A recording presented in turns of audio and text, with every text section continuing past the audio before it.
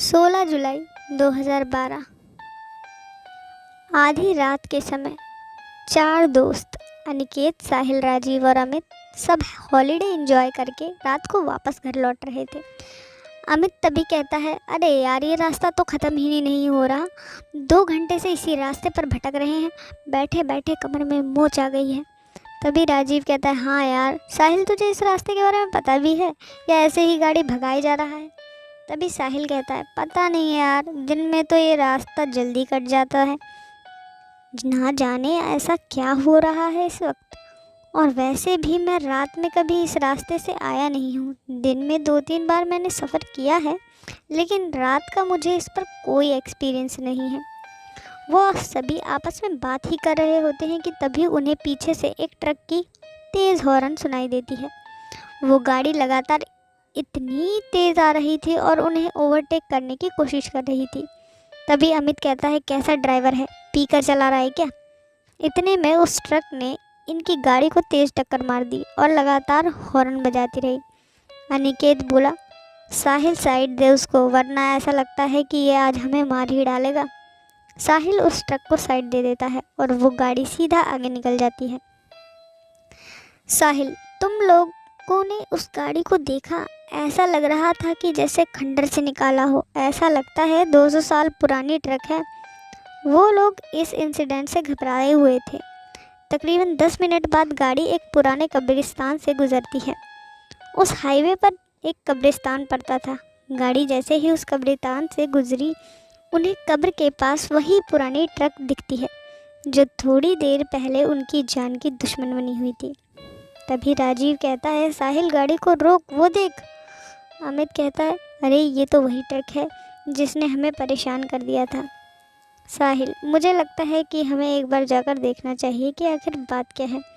तभी अमित कहता है, तू पागल हो गया है क्या? आधी रात इस कब्रिस्तान में जाना हमारे लिए ठीक होगा? अरे मरना है क्या? अमित उन्हें वहां जाने से रोकने की कोशिश करता है, लेकिन तभी उन्हें उसी ट्रक से एक आदमी उतरता हुआ दिखता है जिसने काले रंग के कपड़े और सर पर एक टोपी पहनी थी। वो लगभग 7 फीट लंबा और हट्टा कट्टा था। ये देखकर ना जाने क्यों सबके मन में उत्सुकता बढ़ गई और अमित के अलावा सभी उस आदमी के बारे में पता लगाने के लिए उत्सुक हो गए।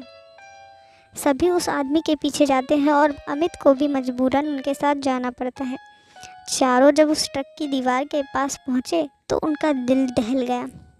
उन्होंने जो देखा, उसे देखने के बाद उनके रोंगटे खड़े हो गए। उन्होंने देखा कि एक ट्रक ड्राइवर कब्र खोदकर लाशों को निकाल रहा है और उसे बेरहमी से खाया जा रहा है। वो जिस्म के हर एक अंग को निकाल निकाल कर गंदी तरह से खाया जा रहा था।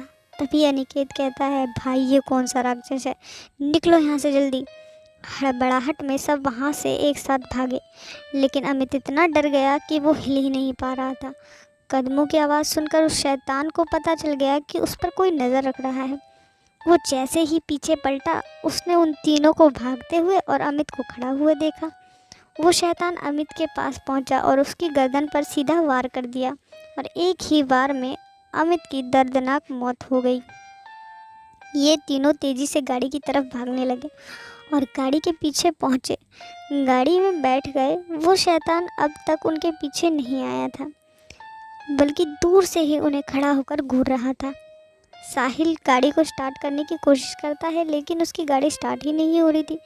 तभी वो दूर खड़ा शैतान धीरे धीरे उनकी तरफ बढ़ रहा था और वो लगभग गाड़ी के नज़दीक पहुंच गया था। तभी गाड़ी स्टार्ट हो गई और तेज़ी से साहिल ने गाड़ी को आगे बढ़ा दिया।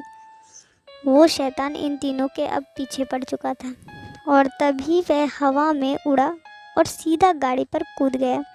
और जैसे ही अनिकेत उसे देखने के लिए अपनी गर्दन गाड़ी से बाहर निकाली, उस शैतान ने अनिकेत का सर अपनी भारी तलवार से काटकर अलग कर दिया। उसका अधकटा शरीर गाड़ी में ही फड़फड़ाने लगा। ये देखकर साहिल और राजीव दोनों डर जाते हैं और दोनों जान बचाने के लिए चलती गाड़ी से कूद जाते हैं। वो दोनों घास के मैदान में गिरे, जिससे उन्हें कम चोट आई। वो दोनों सांस दबाए घास में लेटे रहे, लेकिन उनके डर को शैतान ने महसूस कर लिया और फिर शैतान को राजीव एक कोने में दिखा तभी वो शैतान अपने लंबे नाखून और धारदार तलवार से राजीव पर वार किया, जिससे उसकी दर्दनाक चीख निकली और उसकी मौत हो गई। उस शैतान ने साहिल को नहीं देखा था और साहिल भी राजीव की मौत के वक्त वहाँ से निकल चुका था, जिसकी वजह से वो बच गया। उस रात कसेड़ी घाट हाईवे पर जो भयानक हादसा हुआ उनके साथ घटा, उससे सभी को ये सीख लेनी चाहिए कि अंधेरी रातों में भूतिया रास्तों से गुजरने का अंजाम कितना खौफनाक हो सकता है।